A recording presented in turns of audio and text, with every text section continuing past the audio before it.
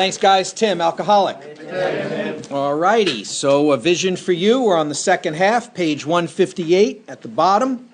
Last paragraph.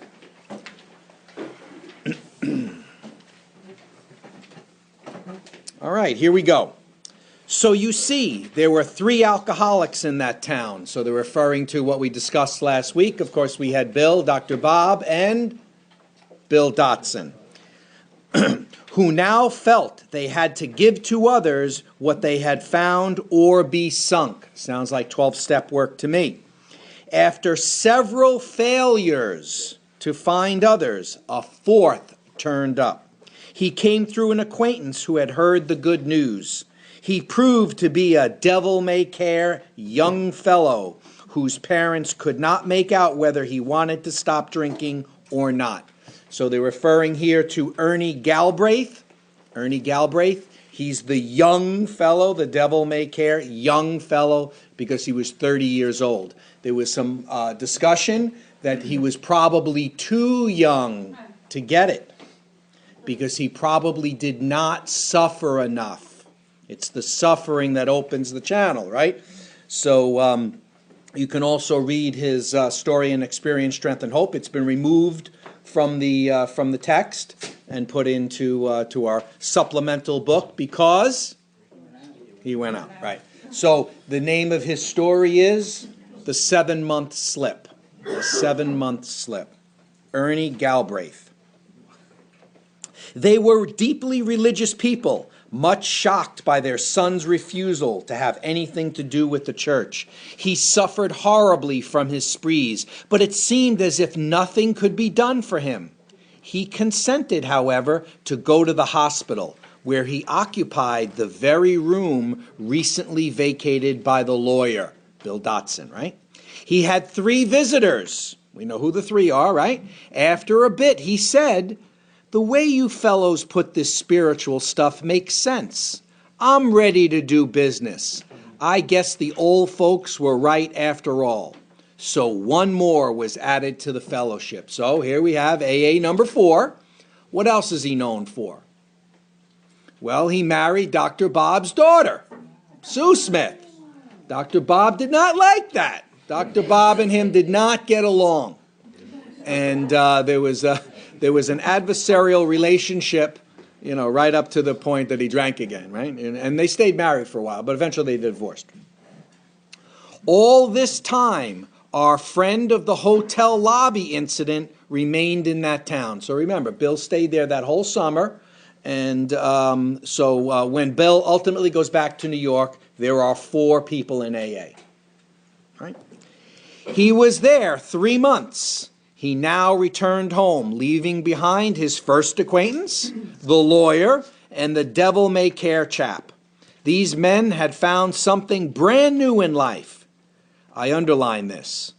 They knew they must help other alcoholics if they would remain sober. That's important, right? But let's look at the next line. That motive became secondary. Their own sobriety became secondary. It was trumped by, it was transcended by the happiness they found in giving themselves for others. Because that's what it really says there, right? Is that once you have the psychic change, once you've had a spiritual experience, once you've experienced a spiritual awakening, now it's implied you're going to stay sober. You have to stay sober through doing that work, right? So just getting sober ourselves is not enough. It's all about now trying to carry the message to the next alcoholic. It's all about that. If we all got sober and went home and watched Seinfeld, that would not be that great of a story, right? People wouldn't be writing about us in the New York Times, right? You're home by yourself, sober. Okay, it's a great thing. It's a miracle. But it's not that transcendent. It's not the whole story. They shared their homes, their slender resources, and gladly devoted their spare hours to fellow sufferers. They were willing by day or night to place a new man in the hospital and visit him afterward. They grew in numbers. They experienced a few distressing failures, but in those cases they made an effort to bring the man's family into a spiritual way of living, thus relieving much worry and suffering. A year and 6 months later, these 3 had succeeded with 7 more. So 3 plus 7 is 10. In Akron, there's 10 alcoholics 18 months later, right? Seeing much of each other, scarce an evening passed that someone's home did not shelter a little gathering of men and women, happy in their release, and constantly thinking of how they might present their discovery to some newcomer. In addition to these casual get-togethers every night, it became customary to set apart one night a week for a meeting to be attended by anyone or everyone interested in a spiritual way of life. Aside from fellowship and sociability, the prime object was to provide a time and place where new people might bring their problems. Not problems, right? So you would say, what appeared to be my problem, it appears as though it's my boss. It appears as though, right? So this is a place for somebody to come and be able to talk about those things. Outsiders became interested. One man and his wife placed their large home at the disposal of this strangely assorted crowd. This couple has since become so fascinated that they have dedicated their home to the work. So they're talking about T. Henry and Clarice Williams. T. Henry and Clarice Williams. He was an engineer at National Tire and Rubber. And they had a beautiful Tudor home, very large Tudor home. And this is where the Oxford group met on Wednesday nights. So this is where Bill was originally exposed to, where Henrietta and Dr. Bob had been going for 2.5 years, meeting in that room. I actually have a picture someplace of the living room.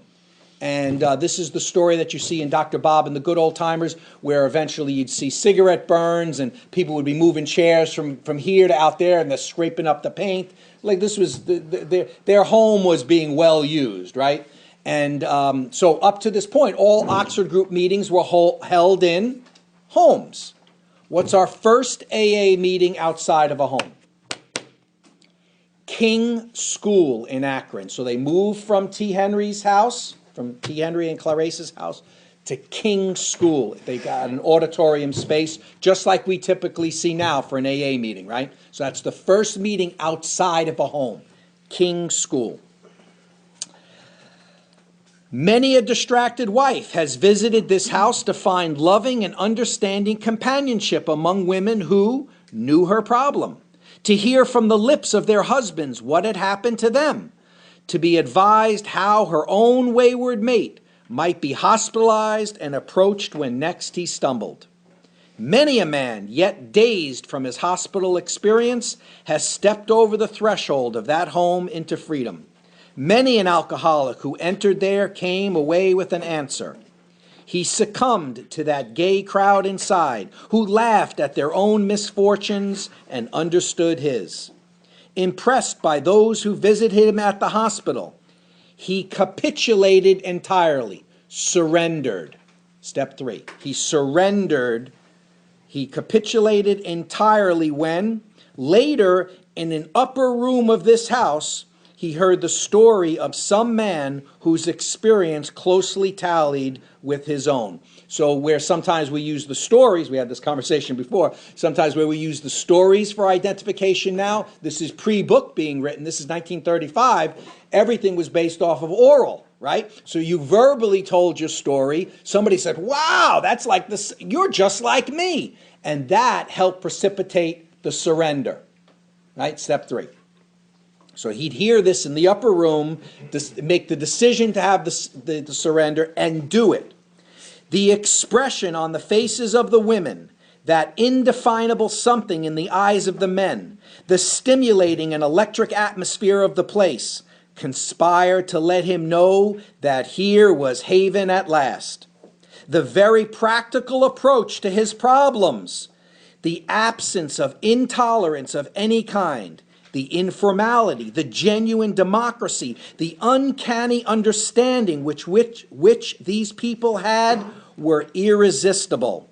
He and his wife would leave elated by the thought of, not their sobriety, the thought of what they could now do for some stricken acquaintance and his family. It's not their own miracle.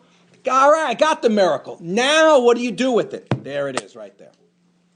They knew they had a host of new friends. It seemed they had known these strangers always.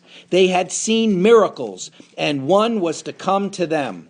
They had visioned the great reality, capital G, capital R, their loving and all-powerful Creator. Now, this house will hardly accommodate its weekly visitors, for they number 60 or 80 as a rule. Alcoholics are being attracted from far and near, from surrounding towns. Families drive long distances to be present.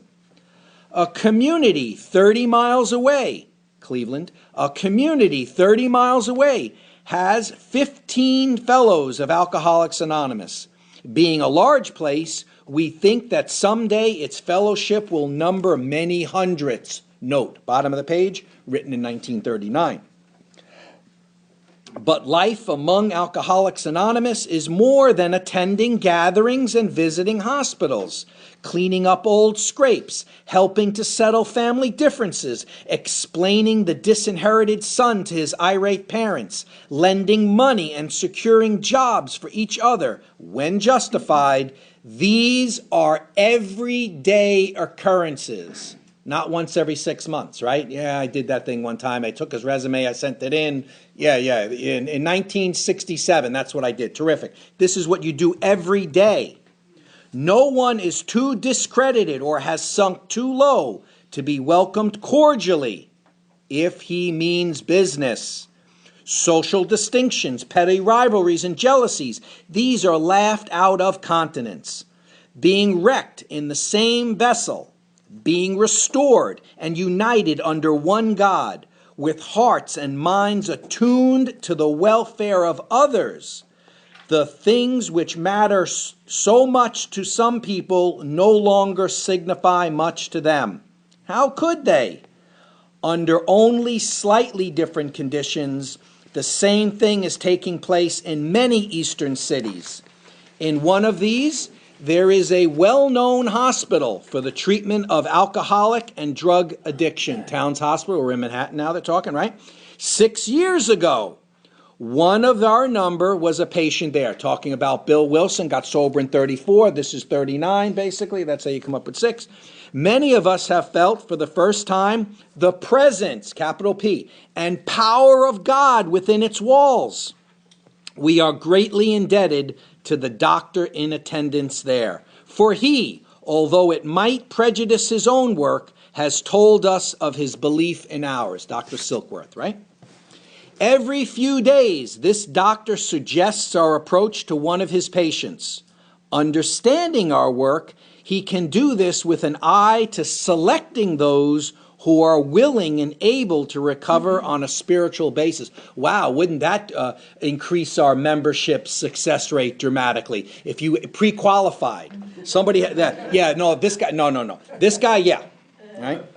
Many of us, former patients, go there to help. Then, in this eastern city, New York City, there are informal meetings, such as we have described to you, where you may now see scores of members. So a score is 20, it's plural, it's at least 40, right? There are the same fast friendships. There is the same helpfulness to one another as you find among our Western friends. There is a good bit of travel between East and West, and we foresee a great increase in this helpful interchange. So in 39, you're basically talking about Akron, Cleveland, New York, Philly, Washington, you got a Greenwich, Connecticut group, you got a little Jersey group. That's basically what you're talking about at that time, right? Someday we find that every alcoholic who journeys will find a fellowship of Alcoholics Anonymous at his destination. To some extent, this is already true. Some of us are salesmen and go about.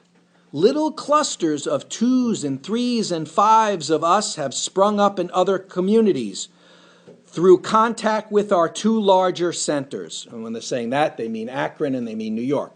So one guy, Erwin Meyer, or Myers, was a Venetian blind salesman and would travel up and down the eastern seaboard.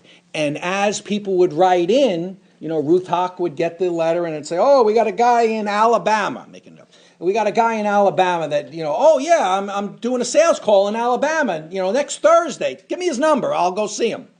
So Erwin did a great job with helping spreading the message going south. Those of us who travel drop in as often we can. This practice enables us to lend a hand, at the same time avoiding certain alluring distractions of the road, about which any traveling man can inform you. Note, bottom of the page. Written in 1939, in 2009, my book says this. It depends on your printing, right? You'll all be the 4th edition, but different printings say different things here. In 2009, there are over 116,000 groups. There is AA activity in more than 180 countries with an estimated membership of over 2 million. So a more current number would be 118,000 groups, and we're 2.4 million. That's a more current number, right? Excuse me. Thus we grow, and so can you. Though you be but one man with this book in your hand, we believe and hope it contains all you will need to begin. Remember, we saw that in the beginning of the book. We're hoping that the book, for no further authentication. In other words, you don't need anything beyond this. We got everything, everything's in here, right? We know that you are thinking, you are saying to yourself, I am jittery and alone. I couldn't do that. But you can. You forget that you have just now tapped a source of power much greater than yourself to duplicate with such backing. What we have accomplished is only a matter of willingness, patience, and labor. Those are all assets. Okay? We know of an AA member who is living in a large community. He had lived there but a few weeks when he found that the place probably contained more alcoholics per square mile than any city in the country. This was only a few days ago at this writing, 1939. The authorities were much concerned. He got in touch with a prominent psychiatrist who had undertaken certain responsibilities for the mental health of the community. The doctor proved to be able and exceedingly anxious to adopt any workable method of handling the situation. So he inquired, what did our friend have on the ball? Our friend proceeded to tell him, and with such good effect that the doctor agreed to a test among his patients and certain other alcoholics from a clinic which he attends. Arrangements were also made with the chief psychiatrist of a large public hospital to select still others from the stream of misery which flows through that institution. So our fellow worker will soon have friends galore. Some of them may sink and perhaps never get up, but if our experience is a criterion, more than half of those approached will become fellows of Alcoholics Anonymous. So 50%. Pretty good stat there, right? When a few men in this city have found themselves and have discovered the joy of helping others to face life again, there will be no stopping until everyone in that town has had his opportunity to recover, if he can and will. Still, you may say, but I will not have the benefit of contact with you who write this book. We cannot be sure. God will determine that. So you must remember that your real reliance is always upon Him. He will show you how to create the fellowship you crave. Note, Alcoholics Anonymous will be glad to hear from you. Address P.O. Box 459, Grand Central Station, New York, New York. Our book is meant to be suggestive only. We realize we know only a little.